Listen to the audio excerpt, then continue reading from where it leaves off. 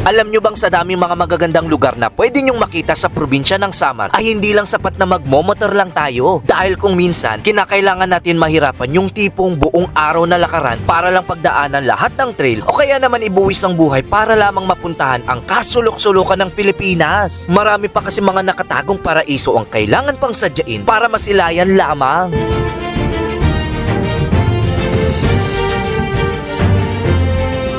Sa mga nakakapanood po nitong ating adventure, napakahalaga po na yung kukunin yung mga guide at bangkero ay taga dito rin po sa mismong barangay na pupuntahan natin. Kasi para alam nila kung saan dadaan. Kuya Jesse, wala na ba talaga tayong ibang daanan kundi ito lang? Mayroon sa taas. Kaso Mahirap. mahirap. Ganon din dito, mahirap. Pero yung pinaka medyo madali-dali. Yung dito.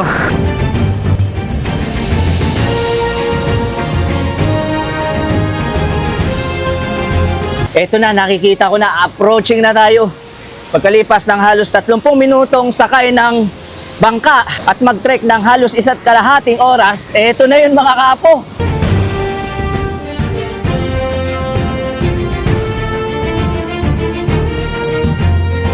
Yung mga turista po nga pumupunta dito po sa kailangan po mag-stay sila sa daanan. Kaya medyo mahirap po yung daanan. Kung malakas yung ilog, hindi pwede dyan magtalon-talon kaya baka maano doon dito sa malaking ilog. Kailangan pagtawid dito, magtatali ka ng PC, papunta doon. Sino nga naman po yung mag-aakala na may mga ganitong klaseng tagong paraiso tayong makikita? Sa buong pag-iikot at pag-i-explore natin, marahil ito na ata yung pinakamagandang waterfalls na natagpuan natin dito sa may Samar Island. Kung iniisip nyo tapos na yung adventure natin, pues nagkakamali kayo dahil mula sa bayan ng San Jorge ay nagmotor po tayo ng mahigit 80 kilometers or mahigit 2 oras patungo dito sa bayan ng Calbayog City, Samar.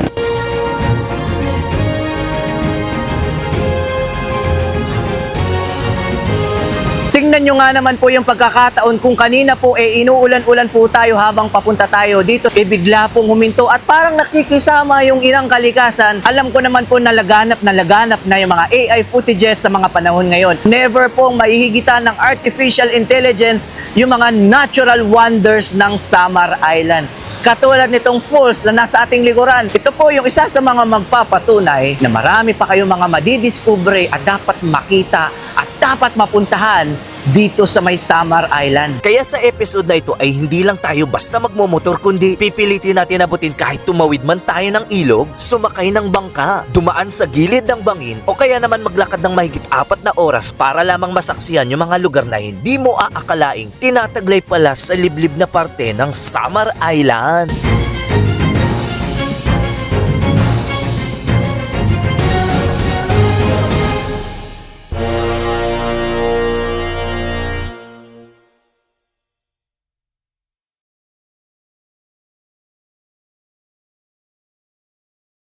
Good morning sa inyo mga kapo at welcome muli sa ating panibagong motorcycle adventure. Nung nakaraang episode ay pinakita ko sa inyo yung ating ginawang paglalakbay mula po sa may Samar. Tumawid po tayo dito sa may probinsya ng Leyte at pinagdaanan po natin yung San Juanico Bridge, yung dating pinakamahabang tulay sa Pilipinas. At nag-road trip po tayo, may pinuntahan tayong waterfall sa may Ormoc City, Leyte at dinaanan po natin yung pinakamataas. Pag sinabing mataas, yung nakakalula sa taas na Agas-Agas Bridge may Sogod, Southern Leyte at yung pinuntahan din natin na Noah's Ark dun sa may Maasin City, Leyte. Napakarami natin mga nakita, marami tayong mga natuklasan. At ngayon naman po ay nandito po tayo magsisimulang mag-explore sa mismong MacArthur Landing. Dito po sa may Palo, Leyte.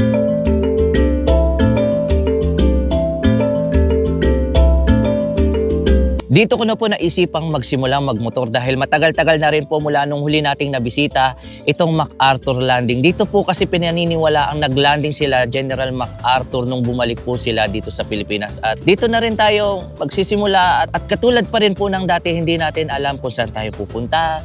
Wala pong plano kung saan tayo kakain, kung saan tayo matutulog at kung ano yung madadatnan natin. Pure road trip na naman po yung gagawin natin. At para po umpisahan natin muli itong ating masayang paglalakbay mula po dito sa may MacArthur Landing patungo sa mga destinasyon na pupuntahan natin. Ano pang hinihintay natin? Let's go!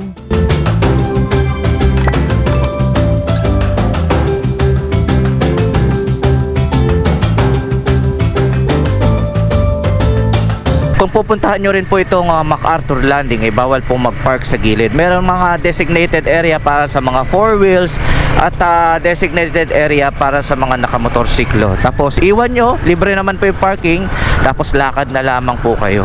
At mula po dito sa MacArthur Landing ay meron lamang po tayong dadaanan. Napakabilis lamang po nito. Siguro magmamotor po tayo ng mga 10 kilometers. Meron akong sasadyain dito.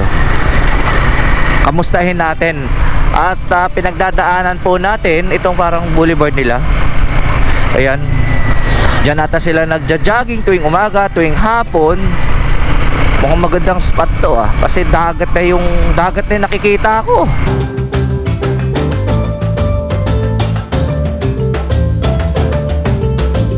Hindi ko alam kung ano yung tawag sa mismong lugar na ito, sa boulevard na yan. Ayan, dyan ata sila nagja-jogging tuwing umaga, tuwing hapon. Pwede kayo ata maglakad dyan. Pero tayo po ay meron lamang dadaan ng mabilis. Isang mabilis lamang po ito. Matagal-tagal ko na hindi na bisita itong sunod na landmark na pupuntahan natin. Kaya magmomotor po tayo mula dito ng 9 kilometers or wala lang 20 minutes papunta sa susunod na landmark. Tara!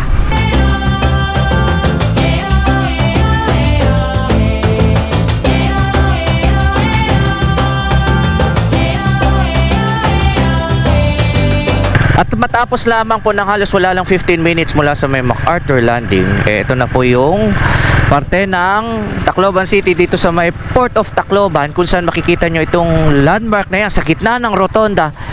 Nakikita nyo ba yan? Nakalagay Kilometer Zero, mga kapo. Nandito po matatagpuan yung Kilometer Zero dito po sa may lalawigan ng Leyte.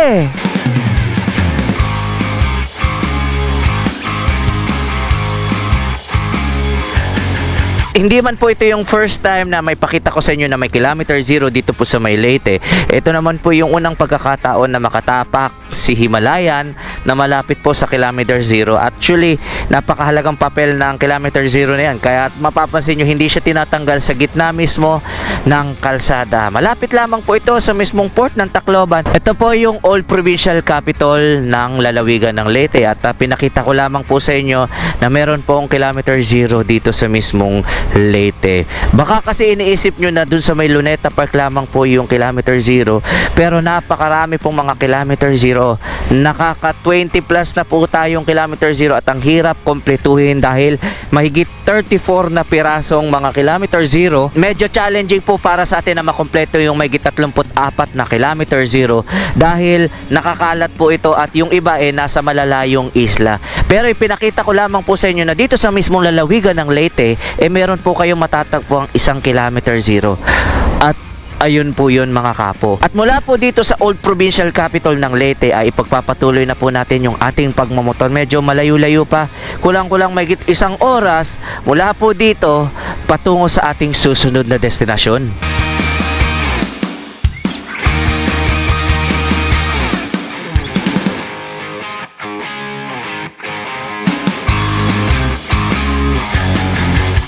Sa wakas ay nakalabas na po tayo sa syudad ng Tacloban. Ayan, leaving Tacloban City. Saktong-sakto dahil wala po dito sa may probinsya ng Leyte, tatawid na naman po ulit tayo pa probinsya ng Samar. At bago tayo makatawid ng probinsya ng Samar, wala po tayong ibang dadaanan kundi ito, mga kapo, ito. Tatawid na naman po tayo sa may San Juanico Bridge. Ayan. Ito naman yung exit point ng Tacloban City. O, di ba? Pinapahintulutan na po yung mga sasakyan ngayon. Hindi katulad sa mga nakaraang buwan na bawal pong daanan. Lalong-lalo na mga mabibigat na sasakyan. Alam ko may limit ata na 15 tons, kung hindi ako nagkakamali. Pwede na pong dumaan yung mga truck, yung mga bus, basta hindi po dapat lalagpas ng 15 tons. Medyo nagbibigat ng talo ng trapiko.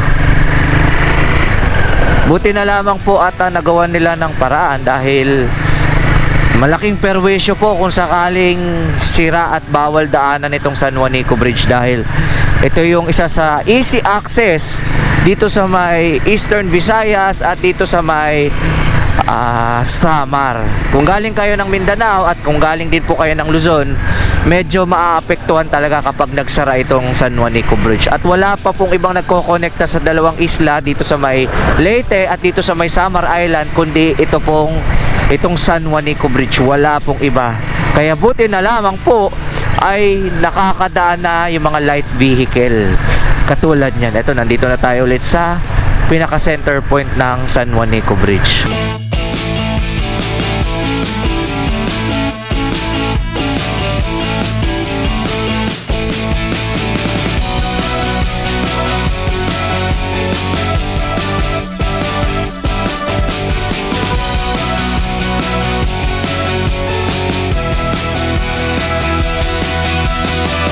May speed limit po dito na 30 kilometers per hour. Bawal na bawal pong huminto o pumarada dito sa tulay. Unlike 5 years ago, nakakahinto pa dito yung mga nakamotor. Pero sa ngayon, dahil sobrang busy na nung tulay, bawal na pong huminto. Katulad niyan, tuloy-tuloy lamang po talaga yung dapat na pagmamaneho ninyo. At dati wala pa pong orange barrier sa gitna, pero nilagyan po nila, kaya ibig sabihin dapat go with the flow lamang po kayo, walang hintuan katulad dun sa may C-Select. At mula po dito, ayan, ilang sandali lamang po ay nandito na tayo at papasok na po tayo sa probinsya ng Samar. Dito sa may Samar Island ay sana hindi po bumagsak yung makulimlim na yan. Ayan, nun nagpaparamdam na naman po yung ulap.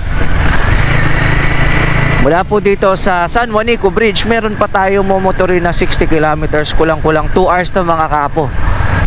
Pero dahil nasa Samar Island tayo, medyo kailangan natin magdahan-dahan. Dahil yung kalsadahan nila dito ay mamaya malalaman nyo kung ano yung sinasabi ko. Pero sa ngayon, kailangan pa po natin dumiretso sa susunod na destination dahil nagbabadya po yung ulap. Sana magtuloy-tuloy po yung magandang panahon para tuloy-tuloy din po yung biyahe natin. At eto na, andito na tayo mga kapo. Nasa may Samar Island na po tayo. Ayan, may nakalagay, "Welcome to Samar Island."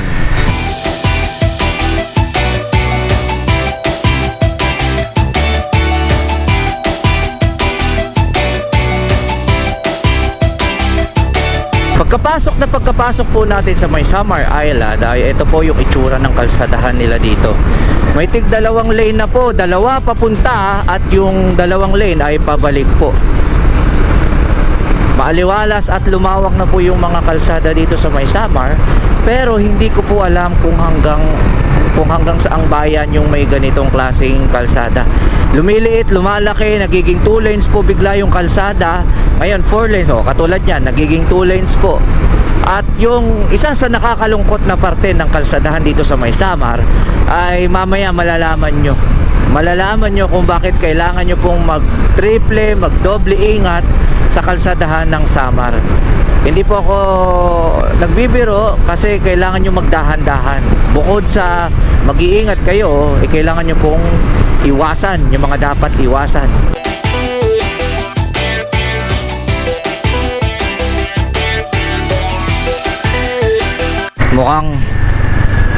Mukhang ito na yung sinasabi ko sa inyo mga kapo. Magsisimula na ata yung kalbaryo natin. Tingnan nyo yung mga sasakyan, kanya-kanyang iwas na. Dito tayo, parang pinagbagsakan ng mga nuclear bomb, oh. Ayan, meron pa tayong nalalabing 3.6 kilometer. Pero bago natin mapuntahan yun, marami tayong mga lubak na napagdadaanan.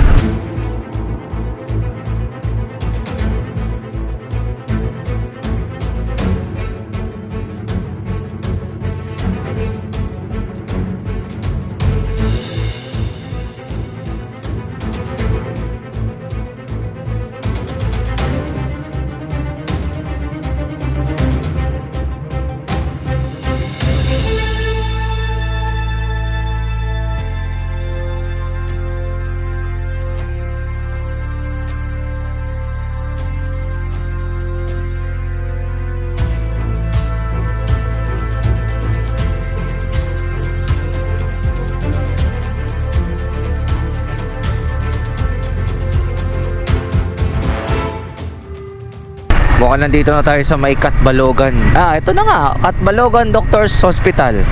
Andito na tayo. Ito yung isa sa mga syudad dito sa may Samar, kabilang ng Tacloban. Hindi pala, sa Leyte pala yun. Sa Samar ay ito, Catbalogan City, yung Catarman. Ano pa ba? Ano pa bang city sa ano? Areko, grabe naman lubak dito sa may Catbalogan. Ayan, no, lalaki na mga lubak niyan.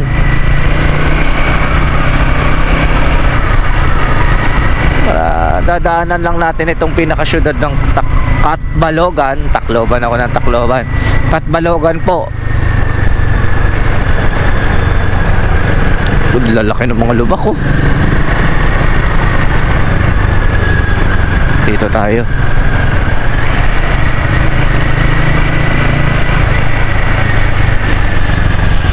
Grabe. So, medyo nagbibigat na yung daloy ng trapiko dahil nasa syudad na po tayo. Ito, aray ko.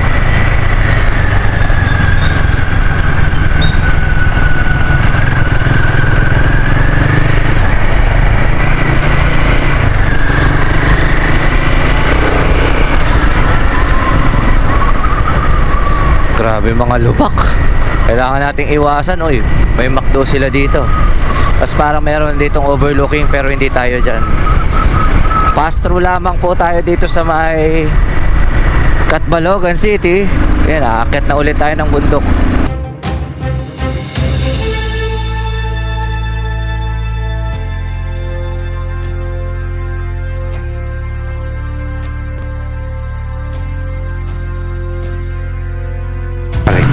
Ang lala din ng lubak dito sa may Catbalogan. Bukod dun sa may Calbiga, aray ko. Pagka madadaanan kayo ng Catbalogan, kailangan nyo po magdahan-dahan. Dahil malalaki po yung mga butas or yung mga lubak. Katulad yan, oh, laki oh. Hindi man kita sa camera pero kapag nadaanan ng mga maliliit na scooter, baka posibleng mabengkong yung mugs or yung gulong ninyo.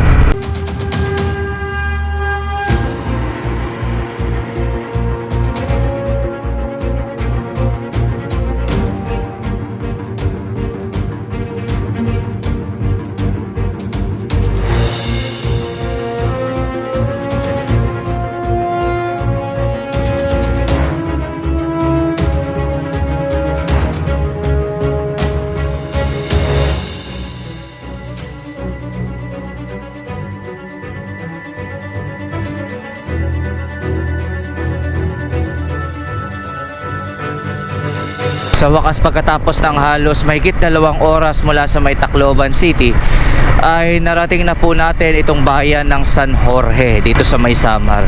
Yun nga lang mga kapo, pasado alas 3 na rin po ng hapon at medyo hindi maganda yung pakiramdam ko.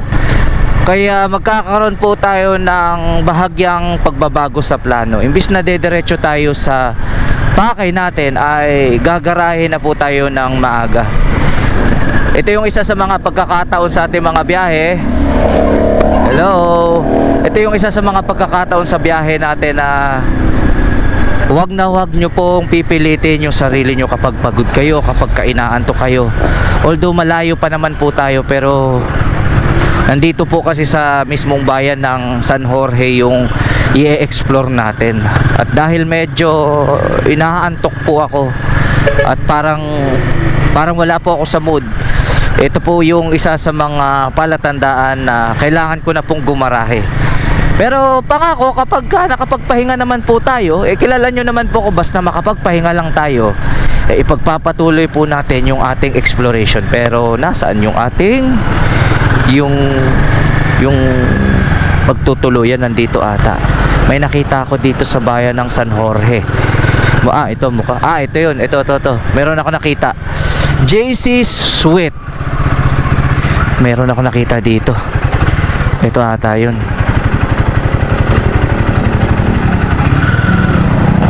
Mukhang dito. Ay, dito kaya yan. So magpapahinga muna tayo mga kapo. Dahil medyo wala ako sa wisyo. Bukas ipagpapatuloy natin to.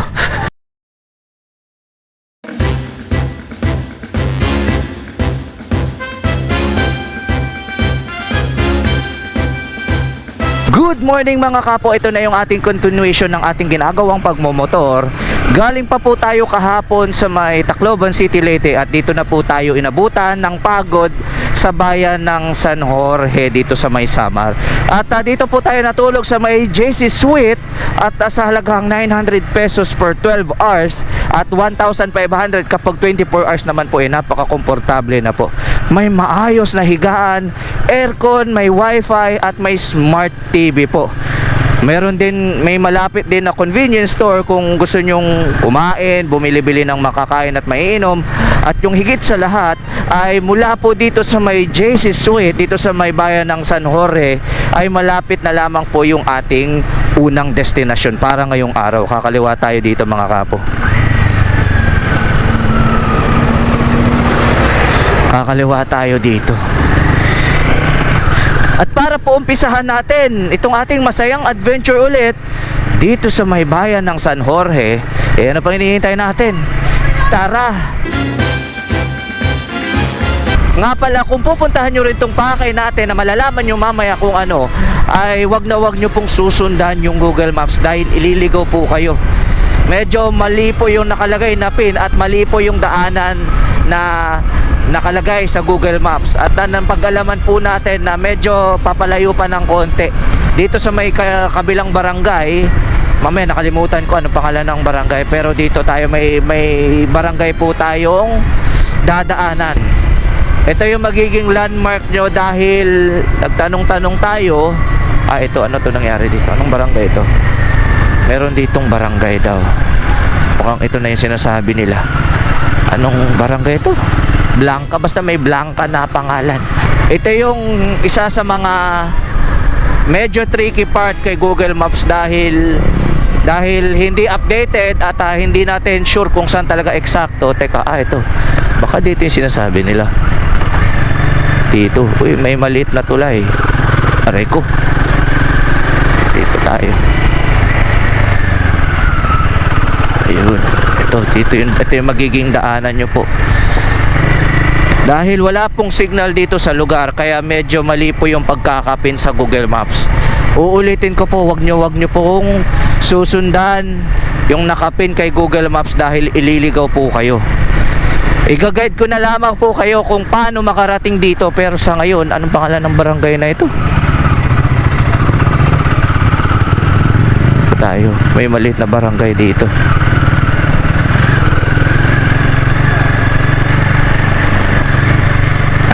Ito may nakalagay. Barangay Blanca Aurora. Ayun, Barangay Blanca Aurora.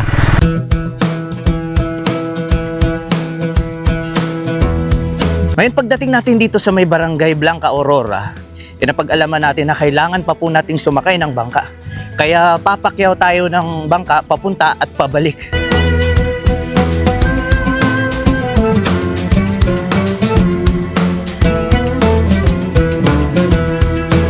Ngayon, para mapuntahan natin yung pinakapakay natin, hindi natin inaakala na kailangan pala nating pumakyaw ng isang bangka papunta doon. Kaya ito yung isa sa mga paraan para lang natin marating yung pakay natin.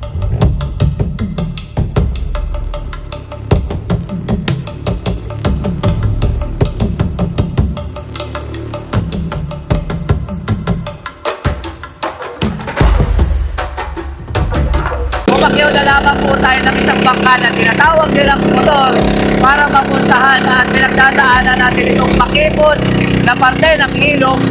At nagbabalik tanaw sa akin, doon nandun tayo sa may Ulot River. Tignan niyo yung pinagdadaanan natin.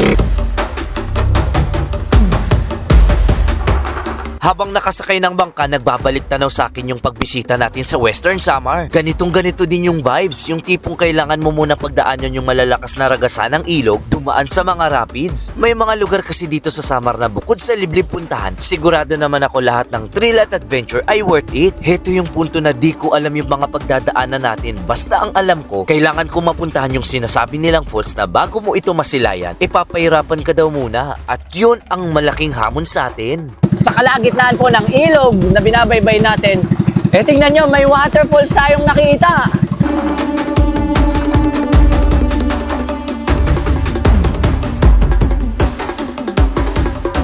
Pagkatapos lamang po ng halos 30 minuto, eksaktong 30 minuto po mula dun sa may barangay Blanca Aurora, narating na po natin yung jump off area. Dahil mula po dito, maglalakad naman po tayo, siguro mga kulang-kulang 1 oras mahigit, papunta sa may pakay natin.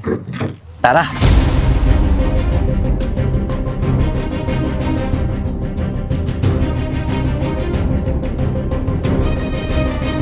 Para magkaroon po kayo ng idea, ito po yung dadaanan nyo papunta sa destinasyon natin. Pero nakalimutan ko ipakilala. Kuya, ano po pangalan nyo? JC po. JC, siya si Kuya yung guide natin. At si Tatay, ano pong pangalan nyo, Tatay? Walang, para makilala nyo kasi kailangan tandem. Ano pong pangalan nyo, Tay? Tatay Ronito. So si Tatay yung nasa unahan, nag-guide. Tapos si Kuya JC naman yung nasa nagtitimo ng bangka. Ilang oras kaya ang lakaran to?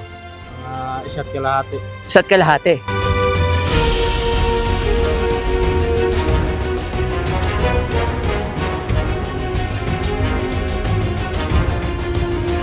Sa mga nakakapanood po nitong ating adventure, napakahalaga po na yung kukunin yung mga guide at bangkero ay taga dito rin po sa mismong barangay na pupuntahan natin. Kasi para alam nila kung saan dadaan, kung saan tayo mas makakatipid ng oras. Ito yung parte ng trail na dapat sigurado tayo. Sigurado tayo na makakapunta tayo sa ating destinasyon. Hindi kasi pwedeng basta-basta yung guide na kukunin ninyo dahil sa lawak ng gubat na ito, dapat yung makakasama nyo ay bihasa mismo sa gubat. Dahil isang maling liko lamang ay pwede tayong maligaw sa gitna ng kabundukan. Kung sakaling nakalimutan nyo magbaon ng tubig ay meron po ditong bukal. Meron ditong bukal. Tingnan nga natin to. Ayan, meron dito. Uy, sarap, malamig. Meron pa tayong hakyatin doon. Malayo-layo pa tayo. Habang patagal ng patagal tayong naglalakad, ay pahirap din ang pahirap at nag-iiba na rin yung terrain. Kung kanina ay maputik lang, ngayon naman ay nagsisimula na magkaroon ng lumot. At yun yung isa sa mga nagpapahirap at hindi rin pwedeng magkamali dahil bangin na itong kinalalagyan natin.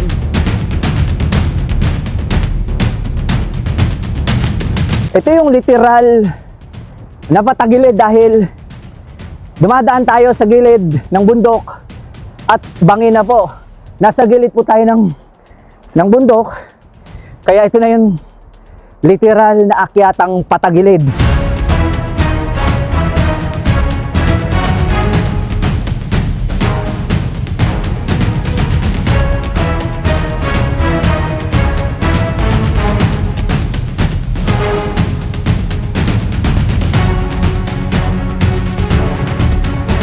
Ngayon pagkatapos ng halos 45 minuto na paglalakad, narating natin yung parte ng ilog kung saan akala ko tapos na yung adventure natin. Pero meron pa pala! Sa pagkakataon na ito, kailangan na natin magpalit mula sa sapatos ay magchechinelas na tayo dahil mababasa na daw tayo dito. At dito na din natin gagamitin yung dala-dala nating life vest dahil bukod sa pagsakay ng bangka kanina, paglalakad sa maputik at mababangin, mapapasabak naman tayo ngayon sa tawid ilog. Dadaan tayo dyan. Merong dalang lubid sila kuya. Dito tayo dadaan, medyo malalim na yan. Tapos hahawak tayo dun sa may lubid na yan, yung dala nila. So dahil nakapagsuot na tayo ng life jacket, wala tayong ibang lulusutan. Kundi dito tayo dadaan mga kapo. Kailangan natin bumaba. May lubid po.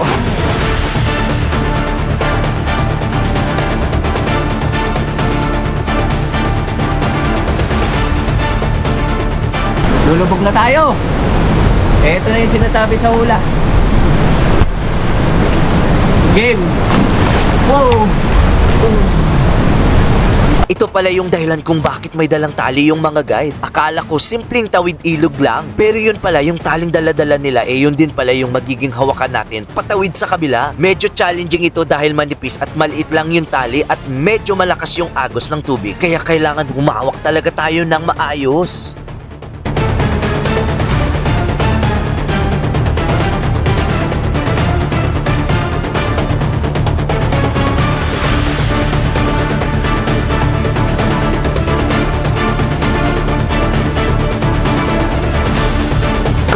wala na ba talaga tayong ibang daanan kundi ito lang? Mayroon sa taas. Kaso, Mahirap. mahirap. Ganon din dito, mahirap. Pero yung pinaka medyo madali-dali, Yung dito. dito. Mga- So, madali pa pala to. Oo. Kailangan natin dumaan dyan, tapos meron, lalangoy pa tayo mamaya. Oo, dyan. Hindi masyado malayo. Malapit lang. Mukhang totoo nga yung mga naririnig ko dun pa lamang sa may barangay area na mahirap puntahan itong falls na pakay natin. Dahil pagkatapos nating tumawid sa kabila gamit yung maliit na lubid, ay pinagdadaanan naman natin itong mga bato sa gilid ng ilog na sobrang dulas. Kahit anong gawin kong pagbabalanse ay sobrang dulas talaga. Delikado din magkamali dahil walang ibang pagbabagsakan kundi itong mga bato na nababalot ng makapal na lumot. Indikasyon lamang ito na bibihira lamang ito mapuntahan. Grabing adventure to, boy! Marami kahit anong pilit ko, nadudulas ako. Pero dito pa lamang, nasisilip ko na po. Pero sobrang dulas. Kahit nakapaa na po ako, yan, paano yan. Puro lumot po kasi, nakikita nyo yung mga bato na yan. Puro lumot po. Pero kunting hakbang na lang mga kapo. Nakikita ako na po.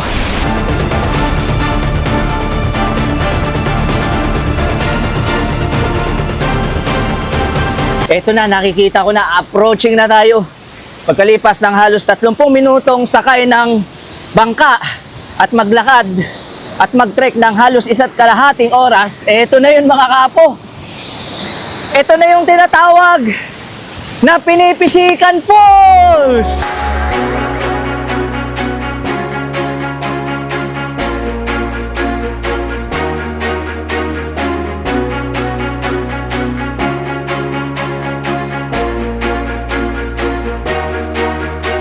Welcome po dito sa Municipality of San Jose, Samar. Bali po kung may balak na pumunta ng Pinipisakan Falls, ang gagawin lang po ay tumawag sa aming hotline, sa aming number. Bali po sa lokal na turista, 120 kasama na po doon ng entrance fee at environmental fee. Para naman sa mga international na pupunta, 150.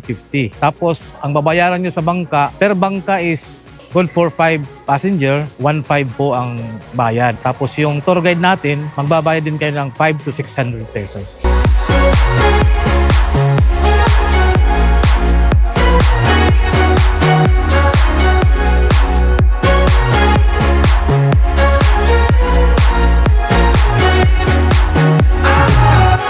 Nakita nyo naman po siguro yung mga pinagdaanan natin mula po sa may barangay Blanca Aurora. Sumakay tayo ng bangka, nag-trek tayo ng 1.5 oras, may mga makikipot, may mga bangin, at lalong-lalo na habang papunta po kayo dito, sobrang dulas po at malumot talaga. Pero lahat ng pagod, lahat ng hirap, ay worth it na worth it. Kitang-kita nyo naman po siguro kung ano itsura ng falls na natagpuan natin. Totoong-totoo. Tama nga yung hinala natin na difficult path leads to a beautiful destination. Nakakita na naman tayo ng isang lokasyon na aakma sa ganong slogan. Napakahirap ng pinagdaanan natin, pero lahat po ng iyon ay uulitin ko po, sobrang worth it. Dahil kita nyo naman, napakarami mga nagbabagsakang tubig. Akala mo yung mga kurtina. Sino nga naman po yung mag-aakala na may mga ganitong klaseng tagong paraiso tayong makikita sa isa sa mga liblib na barangay ng bayan ng San Jorge dito sa May Samar. Sa buong pag-iikot at pag-i-explore natin, marahil ito na ata yung pinakamagandang waterfalls na natagpuan natin dito sa May Samar Island. Tingnan nyo yung napakagandang, tingnan nyo yung Pinipisakan Falls!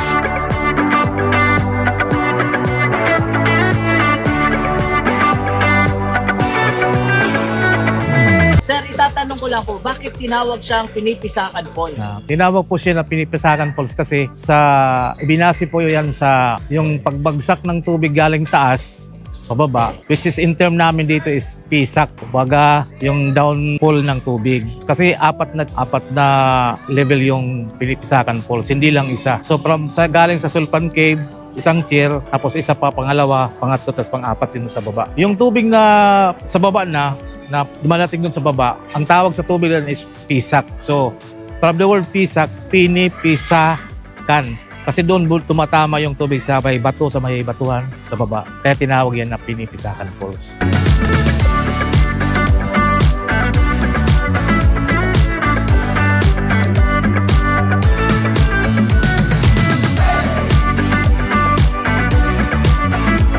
Ngayon kung balak nyo rin pong puntahan itong ating nasa likuran, itong napakagandang Pinipisakan Falls, kailangan nyo muna mag-coordinate sa mismong tourism dun sa bayan ng San Jorge. Tapos i-guide po kayo papunta dito sa may barangay Blanca Aurora at doon magja-jump off po kayo dito. Pero kailangan nyo pong ihanda yung physical na katawan ninyo dahil mapapasaba kayo sa adrenaline. May mga pagkakataon pa nga na kailangan natin magsuot ng life jacket kasi dadaan tayo sa gilid ng ilog na medyo may kalakasan yung agos. At kung mapupunta rin po kayo, pwede kayong magbaon ng pagkain, ng tubig. Pero mahigpit ko pong ipinapaalala sa inyo na lahat ng kalat na dala-dala nyo mula sa may jump off point, dadalhin nyo rin po pabalik. Wag na wag po kayo mag-iiwan ng isang bakas ng basura.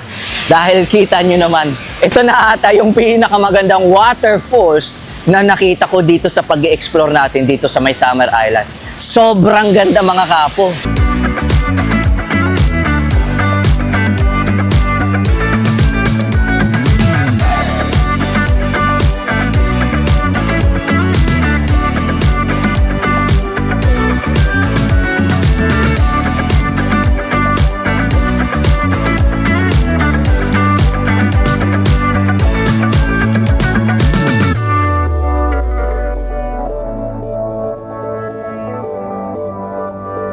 Yung mga turista po nga pumupunta dito po sa Pinipisakan, kailangan po mag-stay sila sa daanan. Dahil medyo mahirap po yung daanan. Pero pag nakakakita ka na po ng Pinipisakan, parang nawawala yung pagod mo. Tapos kailangan po yung mag-guide. Hindi pwede kumuha ng iba, kundi taga-barangay bayang lang ang kukunin na guide. Yung bata po kami, dito naliligo kami, tumatalon-talon kami dyan, tapos kain-kain dito kung may baon, tapos uwi na doon sa barangay namin. Malapit man lang dito ang barangay namin, mga 30 minutes lang. So ano madalas ginagawa ng mga turista dito? Naliligo po, tapos nagpipicture-picture, tapos pumapasok sila doon sa loob ng kuweba, doon sila nagpipicture. Mga 30 minutes pa. Kaya malayo yan kasi doon sa loob. O, puro ka doon, lalangoy ka ng tubig, kaya malalim ang tubig doon sa loob. Halimbawa, galing doon, yung guide, guide ka doon sa loob, sasama ka doon sa loob. Yung guide yung mag-aalalay doon sa loob, kailangan magsusot ng life jacket bago pumasok ng Pinipisakan. Kung dito lang po maligo sa labas lang, okay lang, walang life jacket. Kung malakas yung ilog, hindi pwede dyan magtalon-talon kaya baka maano doon dito sa malaking ilog. Kailangan pagtawid dito, magtatali ka ng PC papunta doon sa may Pinipisakan para may kakapitan, ay hahawakan ka ng PC papunta doon. Pwede bang umakyat yung mga turista doon sa pinaka-cave?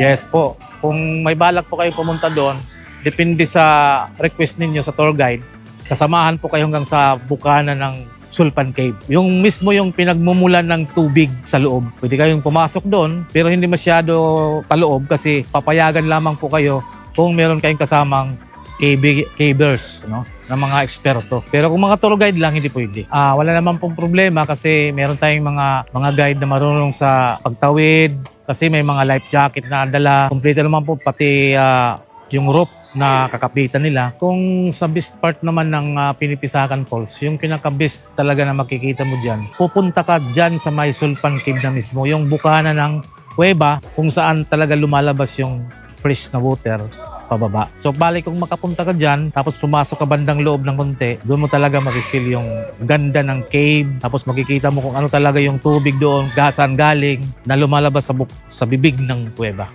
Yun ang pinakamagandang puntahan talaga doon.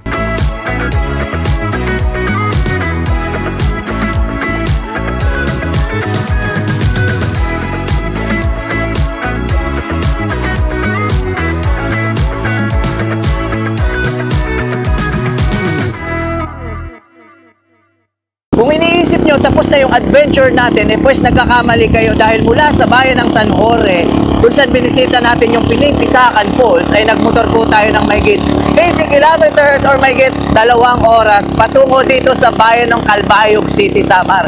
Nandito po kasi yung susunod na destinasyon natin. Yun nga lang, iniwan na natin yung ating motorsiklo dahil napakadulas po ng kalsadang pinagdadaanan natin. Sinubukan ko sanang ipasok yung motor pero napakadulas po. At mula po dito, magmomotor tayo ng 1 kilometro patungo sa jump-off area. Tingnan nyo yung pagdadaanan natin, napakaraming lumot. Sobrang dulas.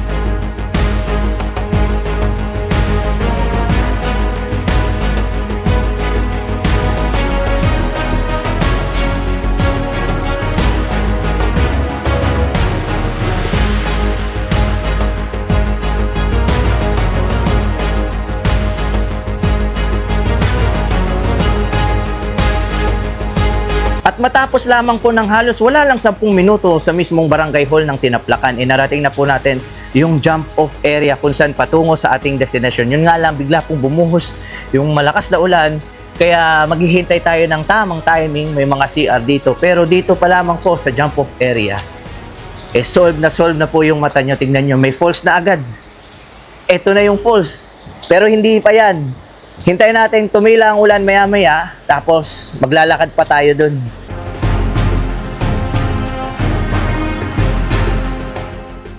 Naghintay lamang po tayo ng mga ilang sandali hanggang medyo humina yung ulan, pero ito na yung entrada, ito na yung jump off point.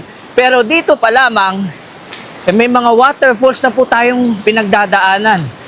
At ang pinakamagandang nilalakaran natin, may semento na po papunta doon. Yun nga lang, may mga lumot pa rin, kaya kailangan nyo pa rin magdahan-dahan. Tara, 30 minutes pa daw to papunta doon.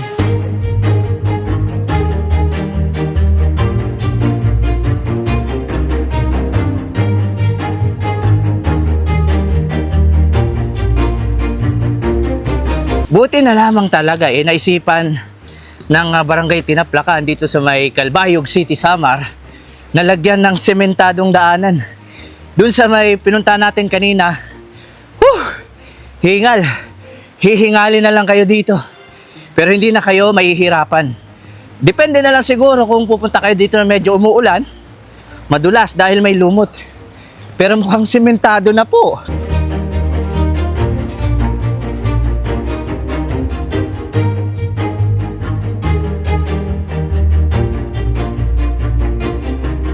Alam nyo ba na medyo nararamdaman ko na yung sakit ng katawan na ginawa natin kanina. Mahigit ilang oras din yun na paglalakad. Tapos meron naman tayong akyatan. Sumasakit na yung katawan ko, pero susundutan agad natin para mas mawala yung sakit. Paakit pa rin tayo ng paakyat. Mahigit 500 steps pa to. Papunta dun sa may itaas, tara.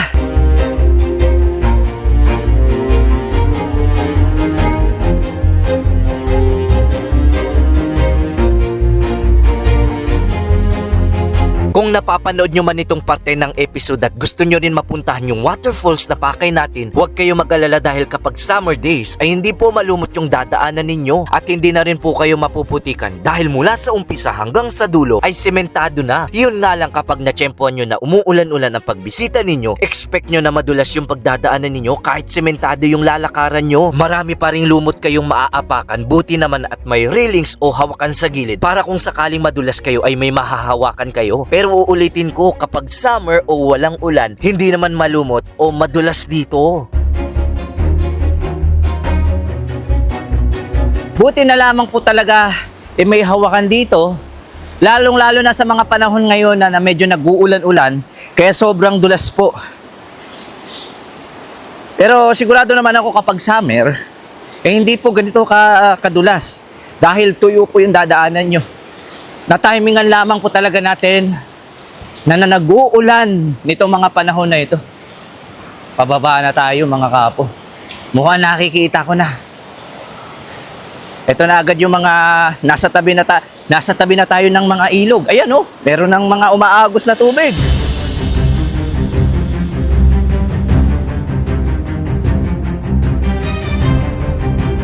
Medyo lumalakas lamang po yung ulan kaya pagpasensyahan nyo na kung may watermarks, pero approaching na tayo. Grabe naman to. Wow, teka, lapit tayo. Yan, umuulan ng malakas. Sisilong muna tayo dahil biglang bumuhos yung ulan. Pagpasensyahan nyo na po kung may mga wisik ng tubig, pero nakikita ko na po yung falls. At buti na lamang po, may viewing deck. At ito na po yung tinatawag na Tarangbang Falls!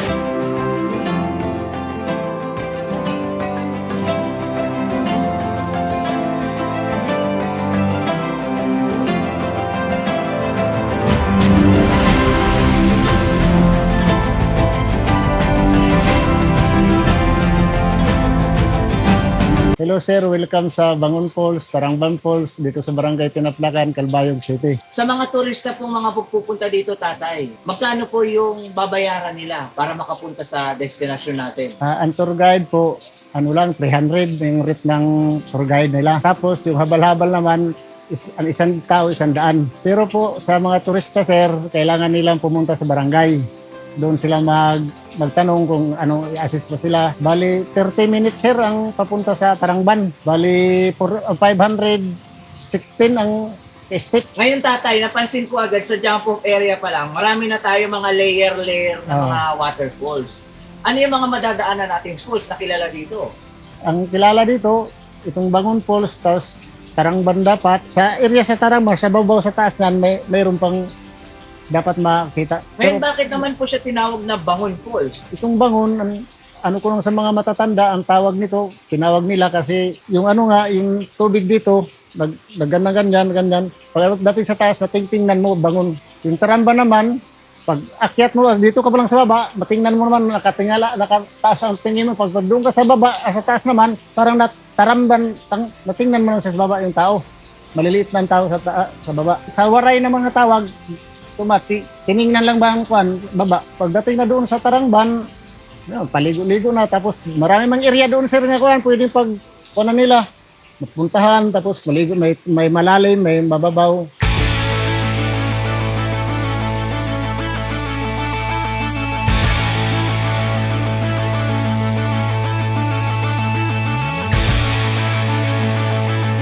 Sino nga naman po yung mag-aakala na sa kabila ng mga pinagdaanan natin, partida, umuulan pa po ngayon at medyo madulas po yung mga pinagdaanan natin papunta po dito. Pero wala lang pong halos 20 minutos mula doon sa may jump-off area, narating na po natin.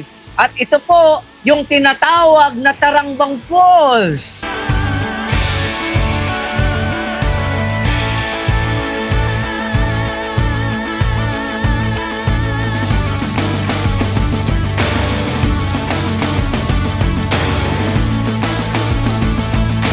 Uulitin ko lamang po yung sinabi ng ating tour guide na bago po kayo pumunta dito sa mismong kinalalagyan natin, kailangan nyo pong pumunta sa mismong barangay hall ng Tinaplacan para sila na po ang maghanap ng tour guide ninyo at yung masasakyan yung habal-habal.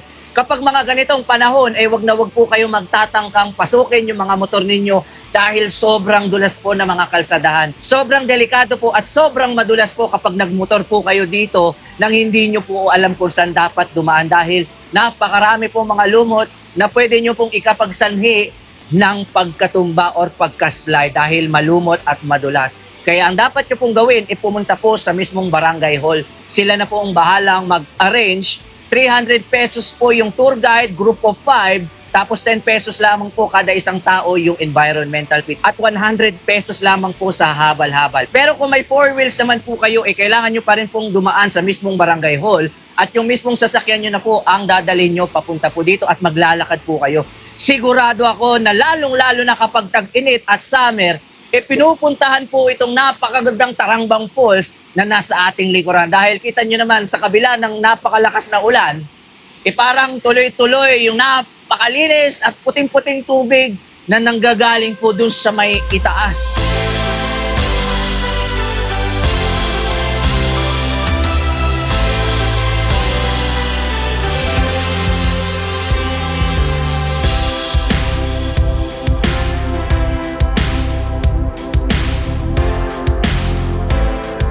Akala ko talaga ay mapapasabak na naman po tayo sa matinding akyatan at adventure dahil yung pinuntahan natin na Pinipisakan Falls, talaga napasabak tayo doon. Pero itong mismong Tarangban Falls, hindi na po kayo mahihirapan. May semento na po, may hahawakan po kayo. Wala lang 30 minutes, tapos boom! Ito, sa ating likuran, may mga cottages, pwede kayong sumilong kung sakaling biglang umulan. Pero pwede na kayo maligo dyan. Ayan, thanks God po talaga at nagkaroon tayo ng pagkakataon at may pakita ko sa inyo na may mga ganito pang tagong lugar, lalong-lalo na mga underrated waterfalls dito sa Pilipinas.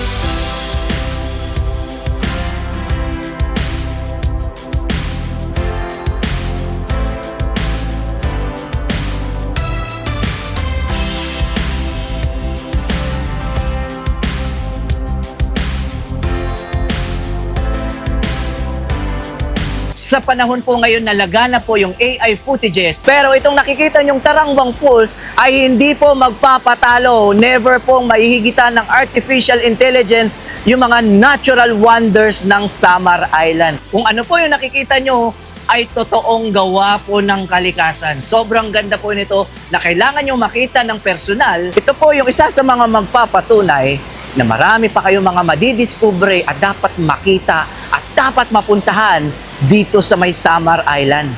Katulad nitong Tarangban Falls.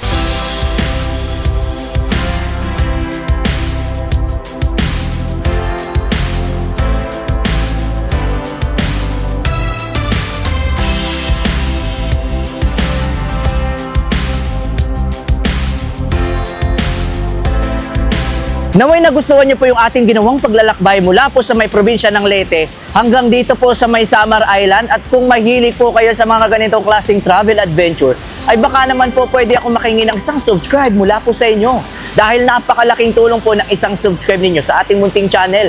At para lagi na din po kayong updated kapag nag-post ako ng mga ganitong klaseng travel adventure sa ating YouTube, at katulad pa rin po ng dati. Hindi pa po dito nagtatapos dahil marami pa po tayong mga pupuntahang mga malalayong lugar upang ipakita sa inyo yung mga tagong paraiso dito sa Pilipinas.